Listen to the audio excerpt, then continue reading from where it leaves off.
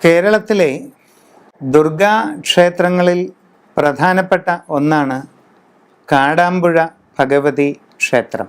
പണ്ട് അർജുനന് തപസ് ചെയ്തുകൊണ്ടിരിക്കുന്ന അർജുനന് പാശുപതാസ്ത്രം വരമായി നൽകുന്നതിന് മുമ്പ് പരമശിവൻ അദ്ദേഹത്തെ ഒരു കാട്ടാളൻ്റെ വേഷത്തിൽ പരീക്ഷിക്കുന്നതിനായി എത്തുകയുണ്ടായി. ആ കാട്ടാളനോടുകൂടി കാട്ടാള സ്ത്രീയുടെ വേഷം ധരിച്ച് പാർവതിയും ഉണ്ടായിരുന്നു എന്നാണ് പുരാണ കഥകൾ പറയുന്നത്. കിരാതമൂർത്തി എന്നാണ് ആ കാട്ടാള വേഷം ധരിച്ച ഭഗവാൻ പിൽക്കാലത്ത് അറിയപ്പെടുന്നത്. ആ കിരാതമൂർത്തിയുടെ കൂടെ ഉണ്ടായിരുന്ന സ്ത്രീവേഷം ധരിച്ച ഭഗവതി ത്വരിതാദേവി എന്ന പേരിലും അറിയപ്പെടുന്നു. അങ്ങനെ പരീക്ഷണത്തിൽ വളരെ വലഞ്ഞുപോയ അർജുനൻ്റെ മുമ്പിൽ അർജുനൻ്റെ മനസ്സങ്കടം കണ്ട് അലിഞ്ഞുപോയ ഭഗവാനും ഭഗവതിയും തൽസ്വരൂപങ്ങളിൽ പ്രത്യക്ഷപ്പെടുകയും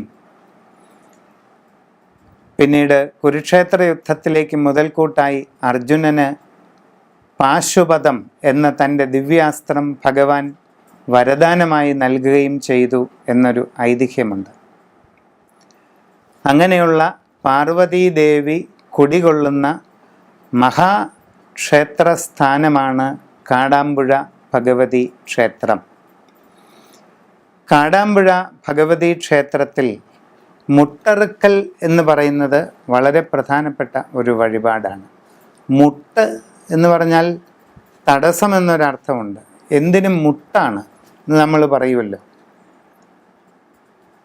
ഒന്നിൽ ചെന്ന് മുട്ടി നിൽക്കുക, തടസ്സപ്പെട്ട് നിൽക്കുക എന്നൊരു വാക്ക് അതിൻ്റെ അർത്ഥതലത്തിൽ വരുന്നുണ്ട്. മുട്ട് അറുത്ത് മാറ്റൽ അഥവാ മുട്ട് ഇറക്കി വെക്കൽ, എങ്ങനെ വേണമെങ്കിലും വ്യാഖ്യാനിക്കാം.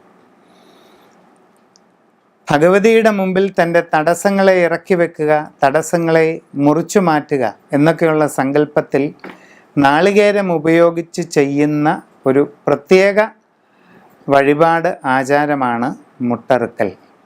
അത് കാടാമ്പുഴ ഭഗവതി ക്ഷേത്രത്തിൽ ഏറ്റവും കൂടുതലായി നടക്കുന്ന പരമപ്രധാനമായ ഒരു വഴിപാടാണ്. കൂടാതെ മറ്റൊരു പ്രധാന വഴിപാട് പൂമൂടൽ എന്ന് പറയുന്ന ആചാരമാണ്. ഭഗവതിയുടെ സ്ഥാനമാകുന്ന ഭാവത്തെ അലങ്കൃത പുഷ്പങ്ങളാൽ മൂടി ചെയ്യുന്ന ആരാധനാ വിശേഷമാണ് പൂമൂടൽ. എന്തായാലും ഈ ത്വരിത എന്നുള്ള വാക്കിനൊരർത്ഥമുണ്ട്. ത്വരിതം എന്ന് പറഞ്ഞാൽ പെട്ടെന്ന്, ത്വരിത എന്ന് പറഞ്ഞാൽ പെട്ടെന്ന് പ്രസാദിക്കുന്നവൾ എന്ന് നമുക്കതിനെപ്പറ്റി ഒരു വ്യാഖ്യാനം കൊടുക്കാം.